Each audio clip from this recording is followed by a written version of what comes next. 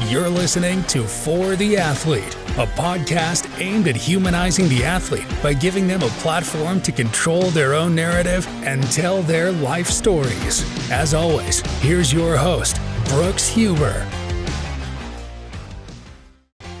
Hello everyone, welcome back to For the Athlete. I'm your host, Brooks Huber, and we have an amazing guest on the show today. He began his collegiate career playing basketball at the D2 level before transferring to Central Michigan to play tight end. Now he's made a name for himself at that same position with the Minnesota Vikings and New York Jets. Please welcome Tyler Conklin. Tyler, Thank you so much for taking time out of your day. How are you doing? Good, man. I appreciate you having me on the show today. Well, yeah, I'm glad you're on here. And as we're filming this, today was the first day of mandatory minicamp, and we talked a little bit about it off the record here. And how's the team looking on right now? It's been really good, man. I mean, OTAs in general have been really good for us as a team, right? We're doing it's a good opportunity to kind of build some chemistry as just with the guys and kind of be around each other. I think that's kind of one of the more important parts of OTAs. It's something that's kind of overlooked at times. You're just kind of being with your teammates and doing stuff outside of football, outside the facility. But yeah, everything's going really well. I mean, now Rodgers wasn't at minicamp today, from what I heard about reports, but he was at OTAs. How's he looking right now? No, unbelievable. Kind of hard to describe, right? Like, I played against him for a while when I was in Minnesota. I grew up a Green Bay fan, so I grew up watching him. And you don't really understand the magnitude of how good he really is until you're with him. So, he looks really good. Well, I mean, yeah, you guys practiced with him a little bit last year before he went down. Were you almost kind of like starstruck playing with him for the first time? Because you kind of grew up watching him just a little bit, I guess, right? Yeah, it's definitely surreal in a sense, right? Like, damn, like I'm really, catching passes from Aaron Rodgers, and just the opportunity to play with a Hall of Fame guy like that is just, something that something that I'm excited to do. Obviously last year didn't go as planned for anybody, and be able to come back this year and have another opportunity is gonna be awesome. Yeah. Well, so after minicamp, are you off for a little bit before training camp? What do you like to do in your spare time? Yeah, we get like a little month break, so I'll probably go back to Michigan and I'll just be back there training and chilling. When I get a chance to go home and get back to the house and, be with the wife, be with the dogs, I just like to kind of be there as much as possible. Try to stay away from traveling too much and living out of a suitcase. So I'll be back in Michigan and, training, crafting, and finding ways to get better for a month. There we go. Well, so yeah, you're from Michigan. You were a Packers fan growing up, and you got drafted by the Vikings. That's everything that a Lions fan just does not want to hear, huh? Yeah, I mean, my dad growing up, my dad was a Bears fan. My whole dad's side of the family was Bears fans. So I feel like I just kind of, my cousin was a Green Bay fan, and I think I just kind of jumped on that bandwagon because that was the one team we could kind of make our dads mad about because they would actually beat the Bears. So, yeah, we got the whole NFC North with all four of them. I love my time in Minnesota, though, so that definitely changed things a little bit because, that was obviously the first place I went and drafted there, and then just really grew to love Minnesota. Mm-hmm.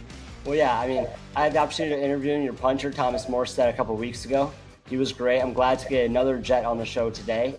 And yeah, so you're a Michigan guy. You played both basketball and football in college. How did you find yourself playing D2 basketball at Northwood in Michigan? Basketball is always kind of my thing.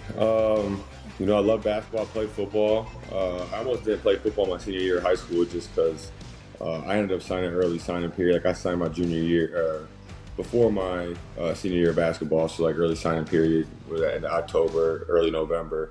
Right after my senior year of football, I really only played because my best friend was a quarterback, so I played.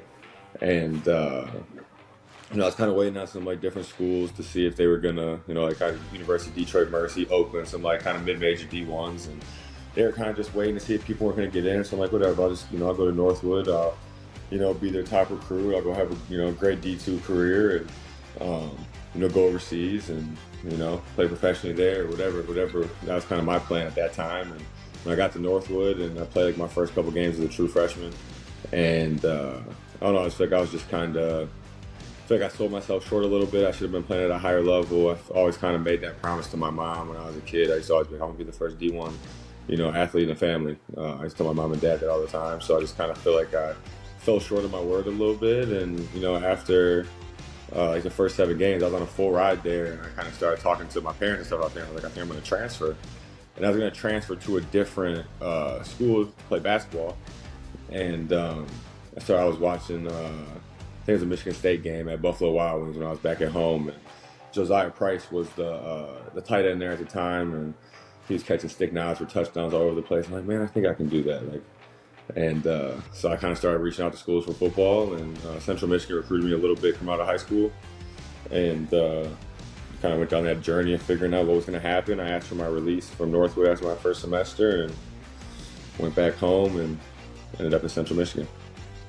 Well, I'm glad you were able to do that, because from there you went to the NFL. And on the Jets or Vikings, did you guys ever play like basketball against one another? Did you tell them like, yeah, I played D2 when you're balling them? Yeah, everybody, I feel like everybody in the locker room swears they can play basketball, and it never That's really what gets. I've heard. It never really gets sorted out. So, I mean, one day it will be. One day it will. Hopefully. All right. Well, hey, there was a lot of controversy from Austin Rivers saying that there's not like 3 guys in the NFL that could play in the NBA. What do you think's harder, like being in the NFL, going to the NBA, or being in the NBA, going to the NFL? Yeah, I mean, I think it's all relative, right? I think there's some guys in the NBA that could probably transfer over and play football. I think there's some guys in the NFL that could probably transfer over and play basketball. I don't think you can just like say as a majority of either side could do, one or the other. I mean, there's a lot of football guys that are super athletic but a little too stiff and don't have enough fluidity to play basketball, and there's a lot of basketball players that there's a handful of reasons on that side of things too, whether it's the way they build, certain type of athleticism, physicality of the game, whatever it may be. But I do think there's players on both sides that could probably switch over if they really committed to it. Yeah, I agree. I mean, with basketball, if you're not like 6'5", you're gonna have a tough shot at doing anything in the NBA. Like, I don't care how good you are, you gotta be tall. Whereas, like in the NFL, you can be any different size and build, and you can find a role. Definitely. I mean, the NBA is a lot smaller now, though, right? It's not like when I was growing up, when it was Shaq and Yao Ming, and it was 6'11" to 7 foot some centers and stuff. Like now, you look at it, there's a lot of there's a lot of lineups that aren't bigger than 6'7" at a time. So. The game has changed a little bit, so that would help. Well, let's go back to your college career. So you get to Central Michigan. They wanted you as a walk-on, but you never went there. Was that offer always on the table? How did they kind of lure you over there to Central Michigan? Yeah, so initially I was going to try to go to Michigan State, and I was talking to Michigan State, and I was kind of like on the brink of going there, and I needed when I sent my transcripts over, I needed like a college math class, right? I took the classes I took in high school weren't college math classes. Like I didn't take statistics or calculus or anything. And when I was at Northwood, I was like in a beginner math class, kind of like for Northwood.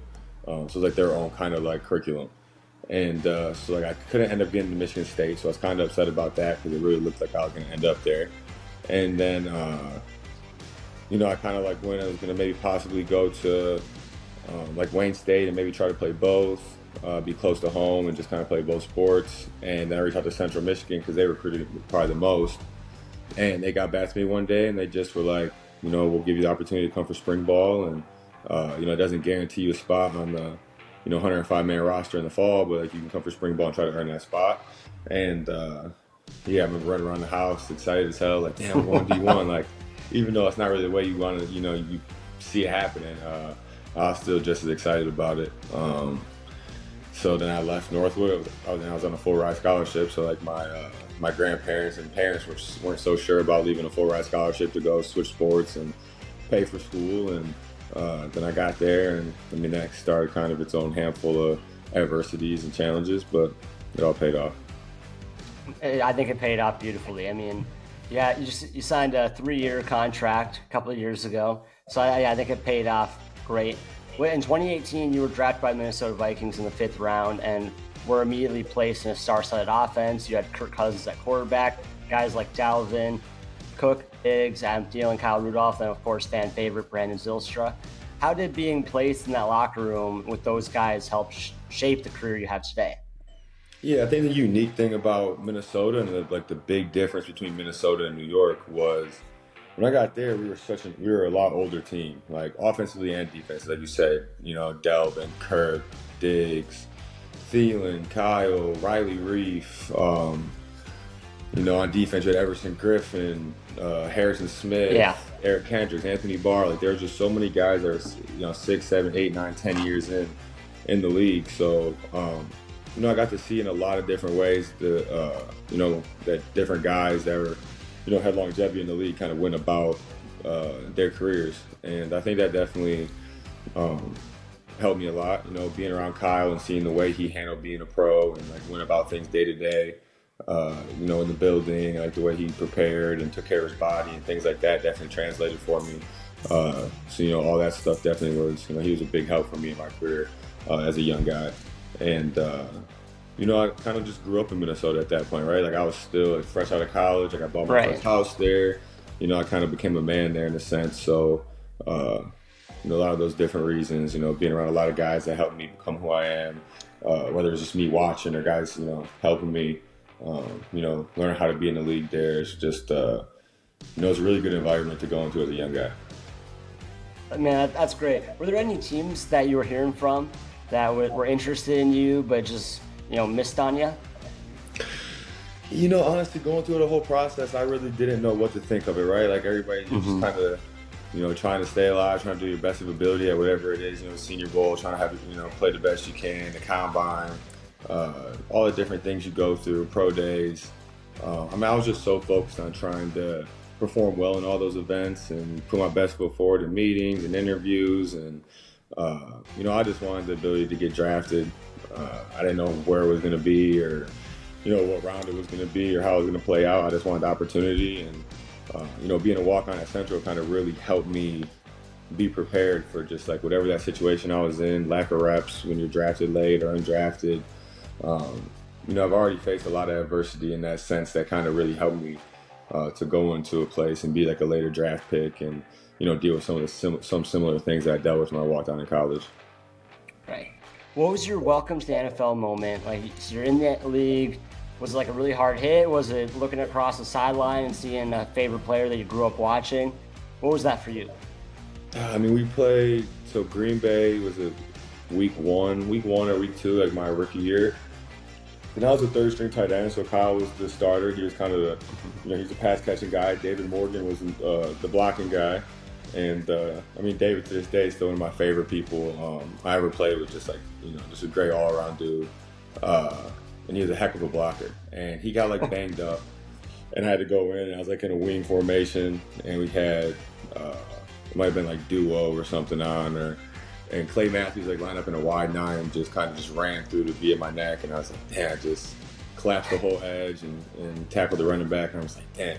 It was just a crappy feeling, right? You get out there, get an opportunity, and that was kind of my welcome to the NFL moment. Like, okay, like this is a different game. The play speed, the strength, the preparation that goes into a game day of like knowing who you're going against and how to play against certain people. So that's probably it right there for me. All right. Well, so after 4 seasons with the Vikings, you ended up leaving. What did March 2022 look for you? How did you end up leaving the Midwest for New York? Yeah, so, that February, we ended up going out to San Diego and staying there for the month and just kind of getting away. My brother was in California training and stuff for some stuff. He's in the military. And so we went out there to California, hung out with him for a month and kind of just relaxed and kind of clear our mind as we kind of waited for free agency to hit. We had no idea what that was going to look like. And everybody just said, like, your first time going through it is like, you don't know what to expect. It's not what you expect it to be and all those different things. So went out there, just kind of chilled and trained, and then got back to Minnesota in March, and I started like really kind of picking up my training. And kind of when free agency started, it was kind of just a whirlwind of, not really going exactly how I thought it was going to go. Like when I talked to the Jets, that wasn't really one of the places I expected to go, to be honest. And all the places I expected to go really weren't even options. So, all like the things you're thinking about leading up to, like, I got to end up here and here, like none of that really planned out how I thought. And, then we go there and obviously they sign, I've seen some guys get signed and stuff, like, Will Disley signed back with the Seahawks that year for like 3 for 24. They ended up signing CJ before me for like 3 for 24. So I'm like, I'm in a good spot. Like, I'm gonna have a good chance to go get 8 a year or something like that. And it really ended up being between like Cincy and New York, and Cincy was kind of lowballing me in my opinion, and New York was higher than Cincy, but still lower than what I thought I was gonna get. And I reached out to Kyle and asked for some advice, like, hey man, what would you do? And he kind of like broke it down for what he thought he would do in that situation, and I ended up choosing New York, and ended up being a really good decision for me. So how will that experience help you enter free agency in this upcoming year? Going to this year, it'll be nice because we have been through it, right? So I think it'll be a little easier on the wife also. Like, she kind of knows how it is to move from somewhere, and like how that finding a new place, meeting new teammates, meeting new wives of teammates, creating friends, and all that stuff. So I think that part of it would be nice, a little less anxiety when it comes to like the transition of all that. For me going into it this year, I just want to go out there and have the best season of my career, and as long as I can go into free agency, with a season that I'm proud of, then however the cards fall, they fall. Well, yeah, so you talk about going to a new offense, new quarterback, like that's hard enough, right? But then there's the whole outside of football. You have to find a new house, living in a completely different city. How difficult can that be? Yeah, I definitely think it's kind of something that people don't think about, right? Picking up, moving your life. If you have a family, separated from the family, really kind of for the most part for a little bit as you kind of transition, because you head right into OTAs pretty shortly after free agency. Finding a place to live. Obviously, I'm lucky. The wife handles a lot of that stuff for me, so she makes my life easy. But it's definitely stuff that I don't think is thought about enough. Just a transition, like you said, new offense, new coach, new quarterbacks, getting a feel for one another. There's just so many variables that go into a football season, and to have a successful season. Granted, it's very early, but how does this Jets team look different than the past two that you've been a part of? Yeah, obviously, I think the first thing that kind of comes to my mind is the offensive line initially. I think Jody and Coach Solid did a really good job of just piecing together, not just some like big, obviously Tyron Smith, Hall of Famer, Morgan Moses, some of those guys, but also, drafting Olu, bringing in a lot of depth. Some guys getting healthy is going to change a lot for us, right? Aaron's back healthy. Garrett's another year in the NFL. He's only 3. This is only going to be his 3rd year. That's kind of crazy to think about. Brees is in the same situation. You got so many young guys that are catalysts of this, like, offense and defense. Jermaine Johnson, Brees, Garrett, Sauce, like guys that are going on their 3rd year who haven't even really, like, got comfortable or even touched the surface of what they can really do in this league. So they're all going to take huge jumps. I think being in the same offense again, having the same OC, having to understand how things are called, having another offseason with Aaron and like kind of understand the way he does things. Like, there's so many reasons why we have the opportunity to go out there and be special. We were hearing some draft rumors as the draft was leading up that, hey, Brock Bowers might be headed into the Big Apple, right? And like for fans, we're excited, fantasy football, but for you, obviously, it's like, hey, this is my livelihood. Like, what was going through your mind? Were you excited about the possibility? Were you like, I'm glad we got Olu? What's your thoughts on all of that? Yeah, the big thing for me is kind of just control what I can control, right? Like, I try not to sit there and worry about things that I can't control, because that just leads to a life of misery right there. So yeah, my whole thing was just, it's happening forever, right? Like the whole draft process and like the talk about football with fantasy football, and then just the way media is and stuff now, like it's an ongoing thing, right? Like the season ends and you got mock drafts happen immediately. The draft is over and there's already mock drafts for the next year. So hey, people stay busy. Yeah, they find a way to stay busy. People love consuming it. So it's not something that I try to think about. Obviously, you're always going to think about it a little bit, because it wouldn't be ideal for me, but who knows if they would have, how it would have played out. Obviously, there's always some things that come along with high draft picks when it comes to just getting the ball or things like that would change some things. But it wasn't something that I really tried to think about too much, right? I just tried to become the best. I think I have so much room to get better personally that I'm just trying to find ways to become the best me. And if I can do that, I'll go out there on the football field and produce. And that's all I'm trying to do, just go be the best version that I can be. So I try not to think about it. There we have it. You mentioned how Rodgers is coming back and the offense is going to look different. It's going to be a little more faster paced, up tempo, more deep shots. What's it going to look like, and as well as your role in it? Yeah, I mean, that's kind of a tough question. Aaron does so many things, whether it's like all the things that people know that he's been doing for so long, stealing free plays, and in my opinion, like the way he can kind of just play chess against the defensive coordinator himself, because he's been playing against these, some of the same defensive coordinators for so long. And he's just, his mind for the game is at such a high level that it just opens up so many things. I don't think there's going to be a specific thing that we do that changes. I think it's just the fact that he can do everything at such a high level kind of really makes us dangerous. One last question for you before I let you go is, what's your mindset heading into this contract year and your goals for this season? You kind of just said, you answered part of the first part a couple questions ago, but just overall, yeah. I mean, it kind of falls on the same thing, right? Control that control. I really look forward to this month off that I get. I really look forward to kind of piecing together my training, with the different people that have helped me throughout my career to really kind of become the best I can be and kind of improve on the things that I think I need to improve on. I think I go home and I handle my business and do what I'm supposed to do, and just come back and I think there's a good opportunity for me to take a really big step in my career, and it could be perfect time with it being a contract year. But I'm just going to kind of put my head down, go work, and we'll see how it all falls. Well, yeah, I'm really excited for you. I've read some articles. I've heard your chemistry with Rodgers is off the charts right now, and I'm going to draft you in fantasy, so I hope none of my friends are listening right now, because that would be terrible. I need to get my steal of the draft right here. But yeah, is there anything else you want to talk about before we close this out? No, man, all good. I enjoyed being on it, and I appreciate you having me. Hey, thank you so much for being on the show. That's all I have for you. I'm your host, Brooks Huber, signing off until next week. Thank you for listening to the Tyler Conklin episode of For the Athlete. Thanks for listening to For the Athlete. As always, be on the lookout for another athlete appearance next week. Make sure to follow us on Instagram, YouTube, TikTok, and wherever you listen to podcasts.